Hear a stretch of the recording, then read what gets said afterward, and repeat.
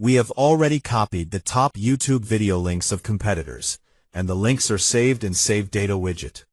Now, we're going to extract the tags used by our competitors from their video links. Open the Save Data widget. Navigate to YouTube URLs from widget menu. Copy the first YouTube video URL and paste it here. Then copy the second video URL and paste it here. Repeat the same process for the remaining videos until you've pasted all 7 competitor video links.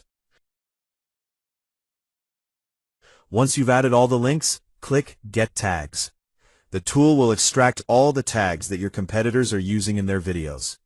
Now go through the extracted tags. If you find a useful tag from your first competitor, click Copy Tag. Do the same for the second, third, fourth, fifth, and sixth competitors. The 7th competitor isn't using any tags, so there's nothing to copy from that video. Now, click on the Extracted Tag section in your Save Data widget. As you can see, we've successfully collected 26 tags. You can save these tags and use them later to optimize your own videos.